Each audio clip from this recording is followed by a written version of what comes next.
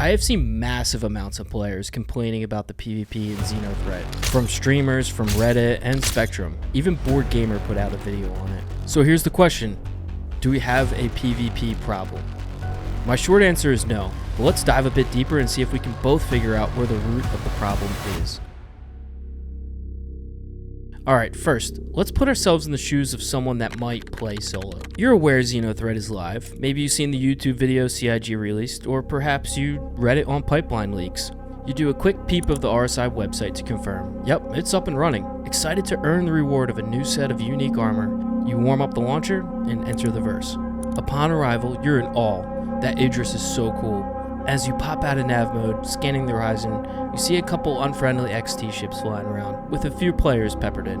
You start taking them out one by one. You're at peak immersion right now. A few phases later, while zoned into the whole experience, loading up some cargo, your ship suddenly explodes, followed by cocky GGs and global chat. Yup, a player just killed you, preventing you from completing the mission and forcing you to have to start all over again.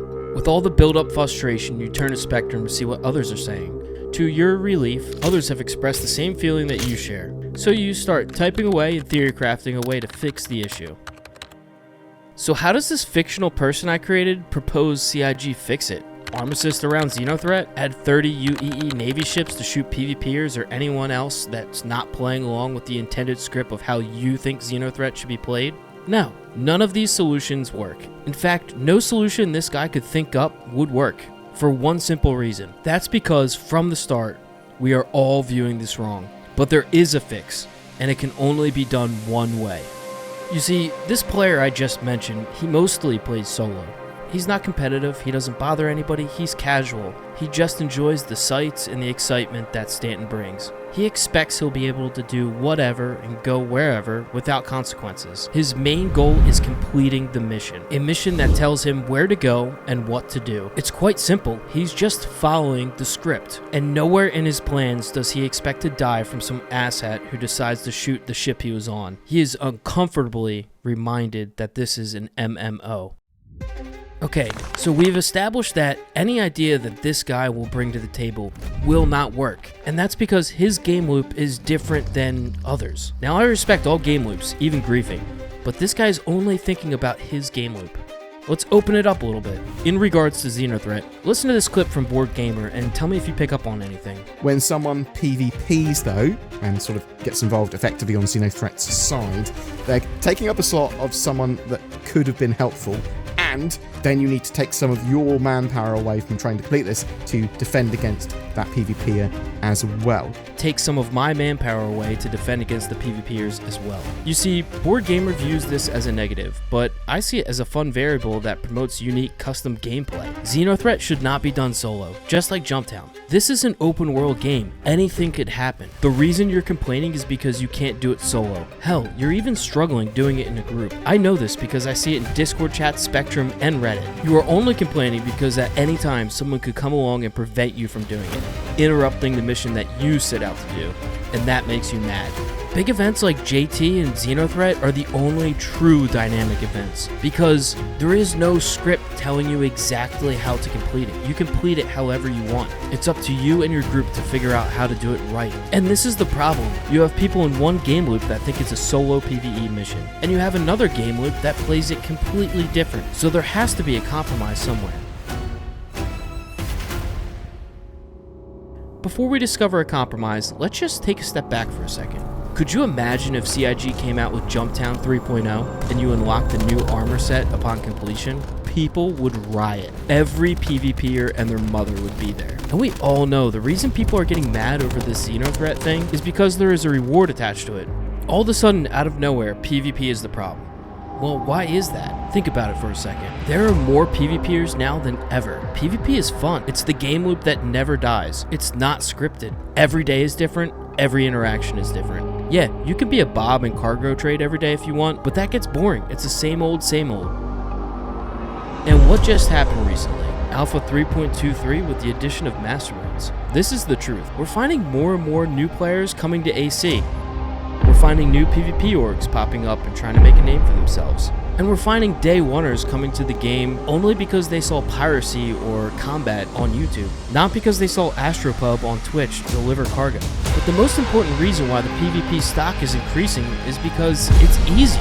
Master modes made the entry to PvP way more achievable. The ceiling has lowered, and having numbers is now more efficient and effective. Before, it took months of training to reach a point where you could hold your own against other PvPers. A skilled pilot could 1v8 a group of casuals, and a good pilot was way more valuable. But Master modes erased all of that. And now, PvP is more popular than ever. Whether it's organized or not, expect to see that community grow. Alright, now let's get back on track. The current issue with XenoThreat is you have two different game loops that are clashing in one centralized area. You have griefers that just want to murder hobo. You'll have a group of players that are all of the same org trying to lock it down for themselves. You'll have the Joe Schmo board gamer or Space Tomato that are coming to do XenoThreat with their friends just to get the full experience CIG has given them. And then last but not least, you'll have the solo player that doesn't have much time to play during the week, that wants to do it at their own pace. But at XenoThreat, every single one of these game loops I mentioned collide with each other. So first off, if CIG would just fix a few things, here's how it would go. For special events, you need two different types of mission chains. You need one for orgs and you need one for solo players or casual players. Both need to have rewards. Jumpdown and XenoThreat should be advertised as group events. What we have is not working. As it clearly mentions in the RSI website, bring some support as XenoThreat or other players may try to attack you. But still, we have these schmucks like Smashly complaining. You, along with a lot of other people, are just out to make other people's game experience worse. That, like, PvPing randomly in a PvE event is just being a dick. XenoThreat should be labeled and advertised as a group event with big payouts to be proud of if your group is successful. CIG has to create that hype. Give us high risk and high reward. And we saw this work out with the 3.18 Drug Rush. Even though it was a bug, it made for some amazing gameplay. So advertise and set the expectation that XenoThreat and Jumpdown are group events, and there's going to be a huge payout if you complete it.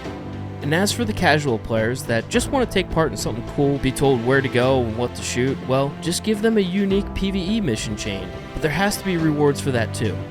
Listen, life isn't fair. You can't get a job as a doctor right out of high school. You have to go to college first. So you shouldn't expect to do this XenoThreat mission by yourself and get that big payout. It's impossible because that's meant for a group. If you play solo, do the solo mission chain. It should have the same payout as one of those group event missions after you split it with your org. On the flip side, if you do want the group event reward, then all you have to do is find a group or find an org that's doing it. And if you guys can't get it done, then y'all suck. Right now, there is no hype. Orgs need something to do and something to work for, and same for the casuals. And because these so-called dynamic events are in a singular, centralized location, it is very rewarding for griefers and murder hobos. My suggestion would be to make the org events singular and centralized, so it does bring everybody out, but make the sister mission for solos and casuals spread out, just like the overdrive missions. Perhaps even utilize dead space or bunkers or anything that there's a lot of. The reason that murder hobos and griefers are at XenoThreat is because it's easy pickings, fish in a barrel. It's a honeypot of kills, and players will just keep on coming. It's less enticing for murder hobos to have to search for players. And then, even if they find them, it's even less rewarding if there's only one or two ships there. So like I said, you have to spread it out.